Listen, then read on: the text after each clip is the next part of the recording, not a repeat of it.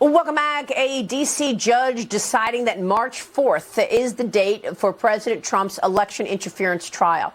The trial is expected to begin on March 4th, which is one day before Super Tuesday, one of the biggest primary voting days in any given election cycle.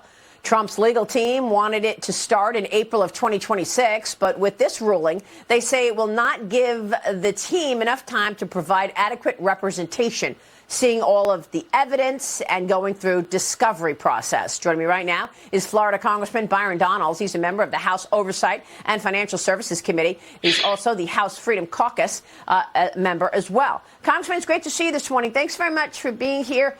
You have had access to a lot more information than we have, being on the House Oversight Committee. So I want you to give us your take on what you've learned about the Biden family and compare that to what we've learned about all of these attacks on Trump for indictments. Well, look, Maria, it's good to be with you. What we've learned about the Biden family is very simple, that Joe Biden and his son set up a web of corruption around the vice presidency and around Joe Biden so they could shake down these companies that are overseas and shake down these foreign governments. It's really that simple. They set up 20 LLCs to do so. They set up a web of accounts to do this, to conceal the money from the American people and conceal the money from the IRS. Hunter Biden was getting on planes with his father, getting on Air Force Two. He wasn't flying Delta overseas. He was on Air Force Two. And every time Joe Biden went into a country, surprise, surprise, Hunter Biden was getting a deal with somebody in that country, somebody that he met with.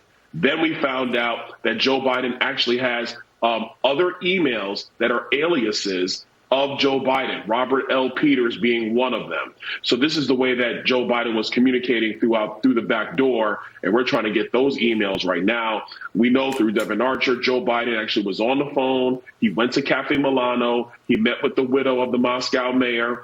And so all this demonstrates that there was a massive pay-for-play scheme set up by Joe Biden, in my view. Hunter Biden's the bag man, but Joe Biden is the actual big guy. And that's what you have here. Compare that with what they're doing in federal court and in Georgia with Donald Trump, where they have all these weird conspiracy-laden theories to bring indictments. This is nuts. And what this judge in D.C. is doing is worse, because she actually is playing politics.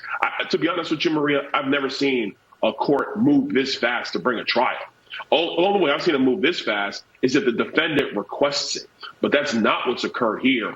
She wants to interfere in this election, and she is using her courtroom to do it. Yeah, and it's questionable, the fact that they all wanted March 4th, right?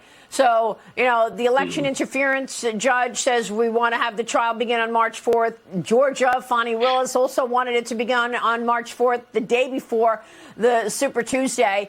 The White House is refusing to comment on whether or not Hunter Biden was selling access to then, Vice President Joe Biden, his father. And yet, we have all of this evidence that you're talking about from the House Oversight Committee. Are you poised to vote yes for an impeachment inquiry? Because if all of this is true, I'm questioning why Joe Biden is still running the country if, in fact, he accepted a bribe.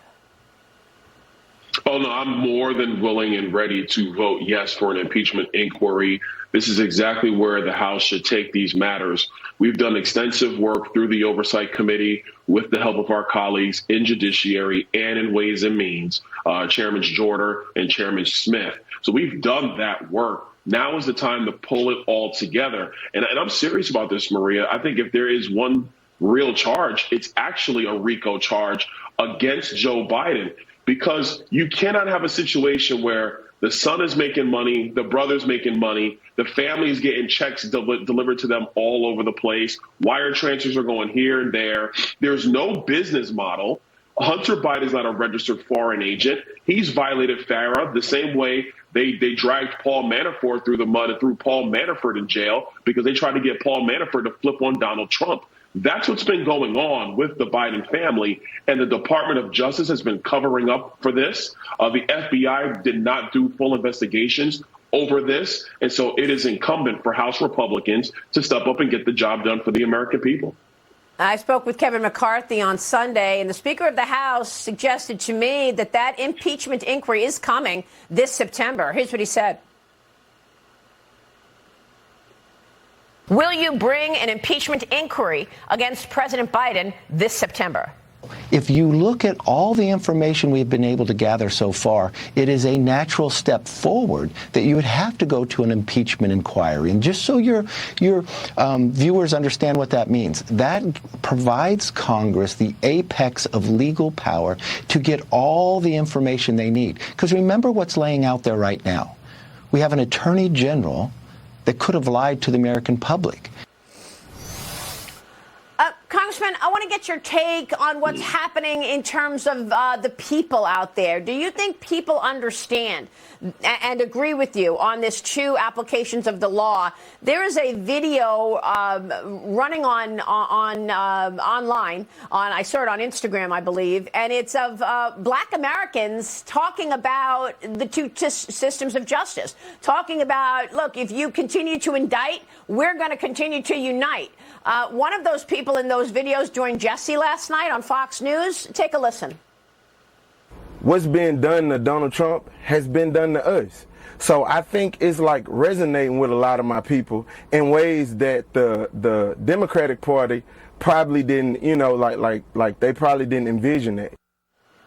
Yeah, we didn't run all of them, but Congressman, there were a lot of people who said a similar sentiment than what you just heard from that person there. What's your sense of this? Is Black America siding with Trump right now? Not totally, but I think it's definitely starting to build, especially with black men. Look, the Democrats have had issues with black men for quite some time now because their party believes it's okay to trans children, and black men are just not for that whatsoever. They're like, man, are you kidding me? My boy is a boy, my girl is a girl. Leave my children alone. So, and then you couple that with the fact that Joe Biden's been a disastrous president, especially on the economy. So those are two big reasons why black men are already starting to give a side eye to Joe Biden and the Democrats. You bring in the fact that now they are weaponizing the justice system against Donald Trump while giving Joe Biden's son a pass. I mean, this guy's gotten all the passes in the world. People see that's just gross unfairness. So I think it's not just black voters in our country. I think there's a lot of voters in our country, independents, suburban women, Hispanic men, whatever. People see the unfairness going on with this Department of Justice. And I will say, I agree with the last point that Kevin McCarthy made. I believe Merrick Garland has lied to Congress, and I believe that the Department of Justice has been obstructing justice. And if what has been coming out the last couple of days is true, that there were elements of the Department of Justice coordinating and communicating with the White House counsel. White House counsel's office. Let me be specific on that. By the way, the New York Post this morning, Congressman, is reporting that the National Archives has 5,400 Biden emails in which he uses a fake name to dish government information to his son.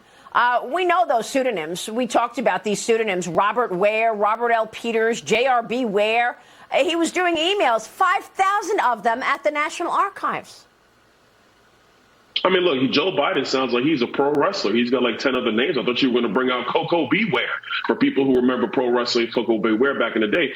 This is wrong. And so what Farah needs to do, and as we understand it, Barack Obama has to sign off on this to allow these emails to be released from NARA to Congress. And President Obama should go ahead and do that. Because when you have the vice president at the time having all these aliases and emails, what's he trying to hide? We need to find out. Congressman, it's great to see you this morning. Thanks very much. We'll be watching your work for sure. Thank you. Congressman Byron Donalds in Florida. We'll be right back. Stay with us.